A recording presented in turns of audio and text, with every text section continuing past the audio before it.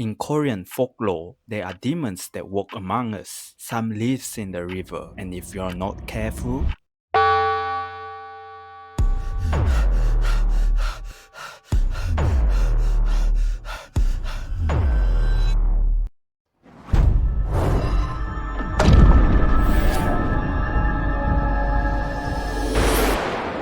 today we'll talk about the origins of the demons in Netflix K-pop Demon Hunters.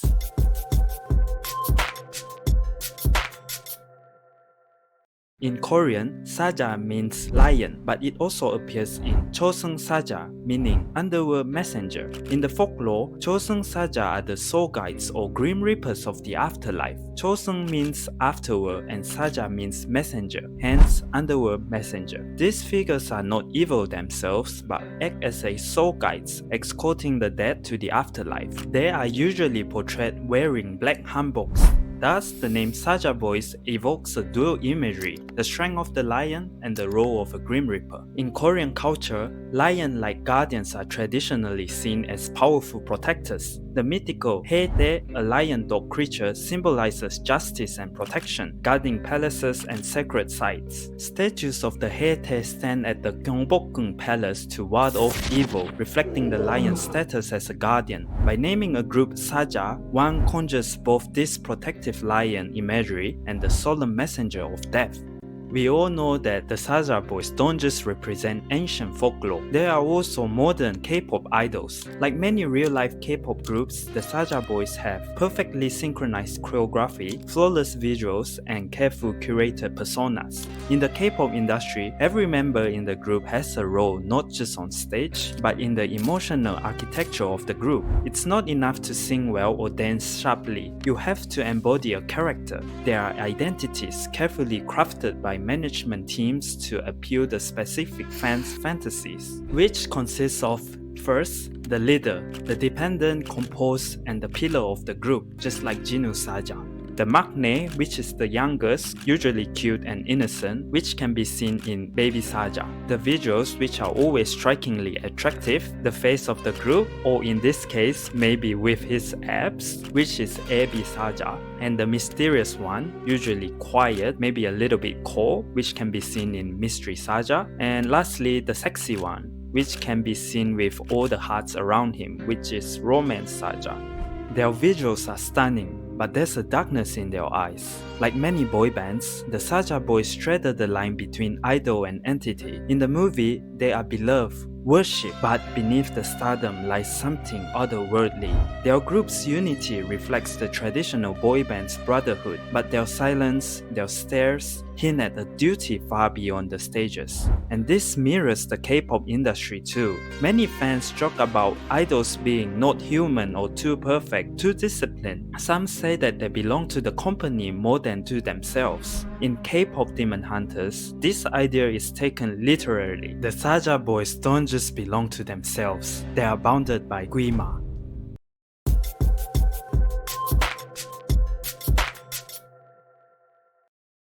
Gwima emerges as the ancient demon king, a manipulative force embodying shame and spiritual corruption. He adopts human souls to gain power, aiming to overthrow Huntrix and dominate the human world, posing as the ultimate threat in the movie. Although fictional, Gwima draws inspiration from Yeonma Daewang, the king of the underworld in Buddhist and Korean folklore. Yeonma sits above a cosmic court that judges souls, a role reinterpreted in Gwima's character, but with a terrifying twist. Unlike Yeonma, Gwima feeds on souls to grow stronger. Gwima is symbolic of our inner torment. In the movie, he whispers to Jinu and the others, urging them to embrace shame and greed. Jinu struck a deal with Gwima to boost his voice and fame for a price, pulling him away from family and normal human life. Gwima lies are seductive, a voice in the head promising us greatness but demanding darkness in return. This echoes spiritual possession themes in Korean Shamanism. Spirits can take hold of our hearts and minds without overt exorcism. In psychological terms, Gwima mirrors the devil on the shoulders. offering temptations, cloaked in authorities and promise. Saja Boys' performance in both soda pop and obviously your idol are Gwima's tools. He uses them to drain the people's souls. We all have Gwima, that voice in our head that tells us we're not good enough, that we are unlovable unless we prove ourselves, that we should trade peace for popularity. It whispers, be fitter, be prettier, be perfect, or be invisible. And maybe we listen, we burn out, just like Jinu. We chase greatness and end up tying ourselves to our desires. But there's one demon or half demon that the Gwima is unable to control, which we all know is Rumi. And we all can be like Rumi, in the sense that Gwima thrives on regret and guilt. Rumi's acceptance of her inner demon or her flaws liberates her. Jinu's denial, by contrast, binds him to Gwima's control. By accepting our flaws and not be blinded by our desires, we can break free from the chains of Gwima. Rumi shows us that true power comes not from resisting the demon within, but from acknowledging it, understanding it, and choosing to embrace it. She doesn't fight Gwima by denying who she is. She disarms him by embracing it, and in that way, we all can be like Rumi, not perfect, but free from our desires.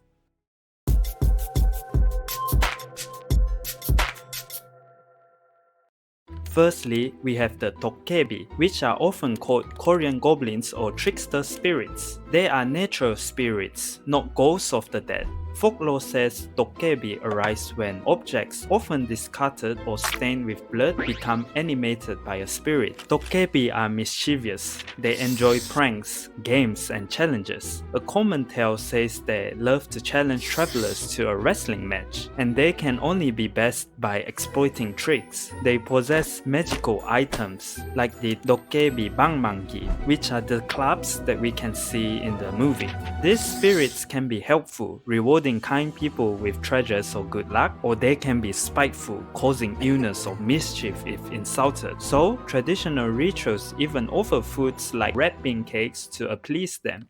And then we have the Gwishin, which are spirits of the deceased people lingering in the living world. They arise when a soul has unfinished business, resentment, revenge, duty, or simply regrets. Gwishin lingers in the world of the living for many reasons. They may take revenge on enemies, protect loved ones, or help people, but often they simply draw life force to sustain themselves. Because of this, even a close relative's ghost can unintentionally harm the living. Korean lore includes many specific types of Gwishin. A famous example is the Chonyo Gwishin, which is the ghost of an unmarried young woman. Legend says such spirits are bitter about dying unwed. They appear in a white shroud or hanbok with long hair. Next, we have the Dalgyal Gwishin. The Dalgyal Gwishin is an urban legend ghost from Korean folklore, literally egg ghost. It is described as a faceless, oval-headed spirit. According to legend, it has no eyes, nose, or mouth, just a smooth egg-shaped head. The story says it dwells deep in the mountains and can enter people's body. When an egg ghost possesses someone, even if it leaves, the person remains faceless like an egg. The creature itself reportedly walks heads down on its hands, and encounters with these Dalgyal Gwishins are considered deadly. And lastly, from the movie, we can also see Gwishin, which are spirits of people who drown. In Korean mythology, such ghosts haunt the water where they died. Folklore descriptions paint them as tragic, eerie figures, often a pale person with wet, tangled hair and mournful eyes. They might glide silently over ponds and rivers. Like many Gwishins, they are usually angry or confused, bound to their watery grave. Folklore warns that Gwishin may try to drag unwary swimmers or fishermen under the water to share their fate, symbolizing the dangers of lakes and rivers. Modern references even use Gwishin for someone who tries to drown others' efforts in politics or business. Considering its height as a frequent site for suicide and accidental drownings, Han River is also believed to harbor Gwishin. Local whisperings suggest some drownings attributed to depression are spiritually charged.